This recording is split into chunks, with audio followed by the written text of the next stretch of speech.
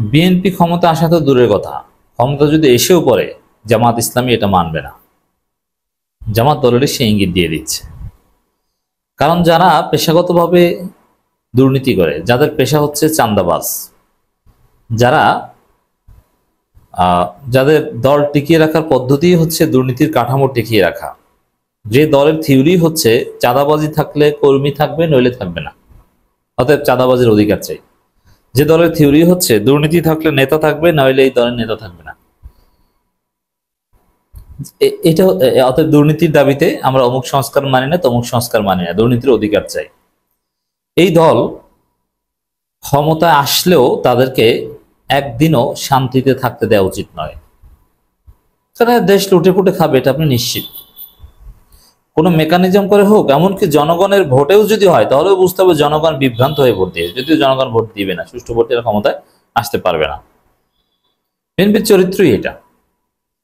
শায়েখে চরমোনাই একটা বক্তব্যে চমৎকার ভাবে এটা বলেছেন, যেই বিএনপির হাতে বিএনপি নেতারাই নিরাপদ নয়, প্রায় 156 জন হত্যাকাণ্ডের শিকার হয়েছে, এই বিএনপির হাতে দেশ নিরাপদ নয়। যেই ছাত্রদল বিএনপির কাছে চাঁদা চায়, এক অঙ্গ সংগঠন আর এক অঙ্গ সংগঠনের কাছে চাঁদা চায়, চাঁদা না দিলে পিটায়, সেই বিএনপির কাছে দেশ নিরাপদ নয়। যেই বিএনপির কাজই হচ্ছে দুর্নীতি করা, তাদের হাতে দেশ নিরাপদ নয়, ভোট নিরাপদ নয়, মানুষ তাদেরকে ভোট দিবে না। এটা সবাই বুঝে গেছে, বিএনপিকে বর্জন করার আহ্বান জানাচ্ছে সবাই।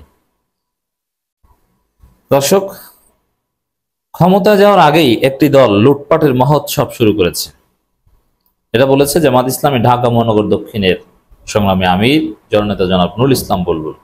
জামাতের যে কয়েকজন এমপি হবেন তুমুল সম্ভাবনাময়ী, একদম প্রচুর সম্ভাবনা রাখে 11 জন প্রার্থী, আর টেনে টুনে 30-35 জন হতে পারে।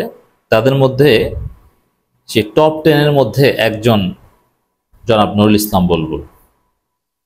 নুরুল ইসলাম বুলবুল ভোট কারচুপি প্রতিহত করার সক্ষমতা রাখেন, পাওয়ার পলিটিক্স করেন।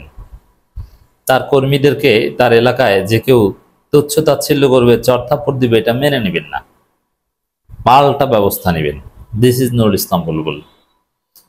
দেখতে ছোটখাটো মানুষ, দাঁড়িয়ে আছে, সহজ সরল পোশাক পরেন, লাল কালার দাড়ি চুল।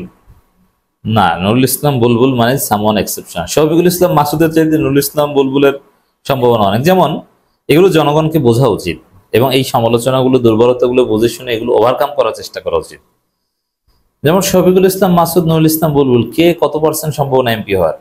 নুরুল ইসলাম বুলবুল এমপি হবেন এই সম্ভাবনা আমার কাছে 80%। ফিল্ড আছে, তার কাজ আছে। শফিকুল ইসলাম মাসুদ এমপি হওয়ার সম্ভাবনা আমার কাছে 20%ও নাই।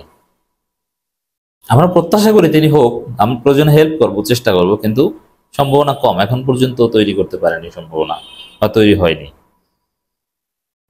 এই নুরুল ইসলাম বুলবুল বলেছেন, ক্ষমতায় যাওয়ার আগেই একটি দল লুটপাটের মহোৎসব শুরু করেছে। এর অর্থ কি?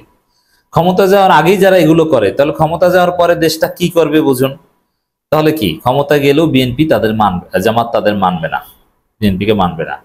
যে ক্ষমতায় যেহেতু সাথে সাথে লুটপাটের স্বর্গরাজ্যে পরিণত করবে বাংলাদেশকে, আর জামাত দেখে দেখে আঙ্গুল চুষবে না, এটা মেনে নিবে না, তাদের বিরুদ্ধে সাথে সাথে আন্দোলন করবে। বিএনপি ক্ষমতায় গেলে সাধারণত দেখা যায় যে কোনো একটা দল ক্ষমতা গেলে 100 দিনকে বলা হয় হানিমুন পিরিয়ড। হানিমুন পিরিয়ড শব্দটা আপনারা শুনেছেন অনেকে, বিশেষ করে এই সরকারের সময় নানান গণমাধ্যমে রিপোর্ট হয়েছে সরকারের হানিমুন পিরিয়ড শেষ, কত দূর অগ্রগতি।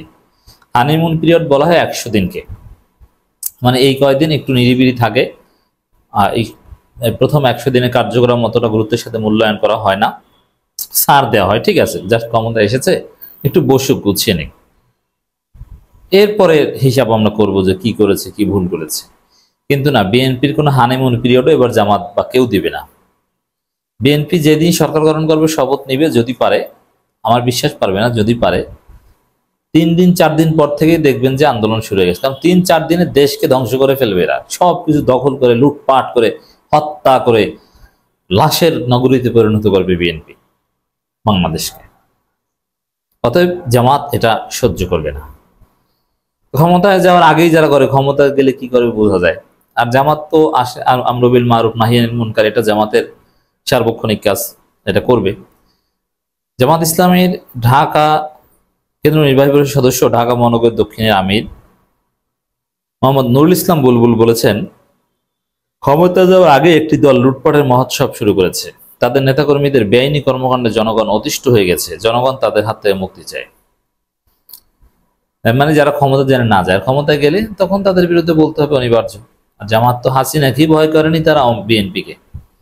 হাসিনা তো সবকিছু দলীয়করণ রেখে যে কোনো ভাবে হয়রানি করতে পারে, আর বিএনপি টেম্পো স্ট্যান্ড আর লাঠি নিয়ে মারামারি আর ককটেল ফুটানো ছাড়া তেমন কিছু করতে পারবে না। যদিও এই যে বিএনপির যে অন্যায় কর্মকাণ্ড, জনগণ অতিষ্ঠ, এটার জন্য এখন ইউনূস দায়ী। কারণ প্রফেসর ইউনূস লন্ডনে তারেকের সাথে যে বৈঠক করেছেন, সেই বৈঠক বিএনপিকে সামাজিক পরিসরে অযাচিতভাবে ক্ষমতায়িত করেছে। যেমন এমন ভাব যে তারেক রহমান প্রাইম মিনিস্টার। এখন প্রশাসনের মধ্যে পারসেপশন জন্ম নিয়েছে যে এই তো ক্ষমতায় বিএনপি আছে, অতএব তার কথাই চলি, নইলে তো আমার চাকরি থাকবে না, নইলে তো আমার অন্য জায়গায় ট্রান্সফার হয়ে যাবে। তো জামাত বা অন্যদের কথা শুনে লাভ আছে, ক্ষমতায় আসে বিএনপি নিয়েছি, অতএব বিএনপির কথা শুনি। এরকম একটা লেভেল প্লেইং ফিল্ড নষ্ট করে দেওয়া হয়েছে ওই বৈঠকের মাধ্যমে। আর এই সুযোগে এরা চাঁদাবাজি বাড়িয়ে দিয়েছে। তিনি বলেন, সুখী সমৃদ্ধ বাংলাদেশের স্বপ্নে জনগণ জামাত ইসলামের প্রতি সমর্থন বাড়াতে শুরু করেছে। রাইট, এটা কোনো সন্দেহ নেই, জামাত ইসলামীকে চায় জনগণ। জনগণের মধ্যে স্লোগান যে আওয়ামী লীগ দেখেছি, বিএনপি দেখেছি, এবার জামাতকে সুযোগ দিতে চাই। কিন্তু সমস্যা হচ্ছে জামাতের এই নেতৃত্ব এত জনপ্রিয়তা ধরে রাখার মতো কোয়ালিটি রাখে না, ক্যাপাসিটি রাখে না। আমরা বিশ্বাস করি ধীরে ধীরে জামাত যোগ্য হবে। অবশ্য জামাতের এই অযোগ্যতার জন্য বিগত 15 বছরে ভয়ানক জুলুম, দমন পীড়ন এগুলো দায়ী, নইলে জামাত এই করুণ প্রণীত হতে পড়তো না। দেশবাসী আগামী নির্বাচনের ভোটের মাধ্যমে সন্ত্রাসী ও লুটেরাদের বয়কট করবে ইনশাল্লাহ। তবে ভোটটা সুষ্ঠু হতে হবে। এখন সুষ্ঠু ভোট নুরুল ইসলাম বুলবুলের আসনে ঠিকই হবে, এটা নুরুল ইসলাম বুলবুল নিশ্চিত করবেন, তার সেই ক্যাপাসিটি আছে। কেউ ভোট চুরি করতে আসলে হাত একদম অবাস করে দিবে, এটা নুরুল ইসলাম বুলবুল ক্যান ডু দ্যাট। কিন্তু জামাতের অন্য জায়গায় এটা পারবে না। এই জন্য সুষ্ঠু নির্বাচনের সম্ভাবনা না থাকলে নির্বাচনই বর্জন করতে হবে। আমি চাই এটা নির্বাচনের মিনিমাম কার্যকরী সম্ভাবনা থাকবে, নির্বাচন আমরা যাবো না। আপনি যারা করবেন ঠিক আছে, জামাত এনসিপি চরমনাকে বাদ দিয়ে করেন, দেখি কি পারেন। দর্শক আরো নানান বিষয়ে কথা বলছেন নুরুল ইসলাম বুলবুল, শফিকুল ইসলাম মাসুদ বা জামাতের বিশেষ করে ঢাকা মহানগরীর নেতারা। তারা নির্বাচনের যারা প্রার্থী হচ্ছে তাদের ট্রেনিং দিচ্ছেন জামাত নেতারা অধ্যক্ষ ইজ্জাতুল্লাহ সাহেবের কোঅর্ডিনেশনে, এবং যারা দায়িত্ব পালন করবে ওয়ার্ড ভিত্তিক, এমনকি বুথ ভিত্তিক কমিটি দিবে, এবং কিভাবে কি করতে হবে, প্রচারণা থেকে শুরু করে নানান এগুলো সবকিছু ট্রেনিং দিচ্ছে। সব ঠিক আছে, কোয়ালিটি বৃদ্ধি করছে, কিন্তু মাঠের পাওয়ার পলিটিক্সের খবর নেই। এটা হচ্ছে বড় দুর্বলতা।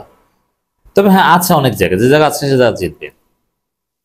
দর্শক, বিএনপি ক্ষমতা আসলেও জামাত এক সপ্তাহ সেটা মানতে পারবে না। বিএনপি চাইবে জামাতকে সাথে নিয়ে জাতীয় সরকার গঠন করতে, কিন্তু জামাত বিরোধী দল হলে সেই সুযোগ নেবে না।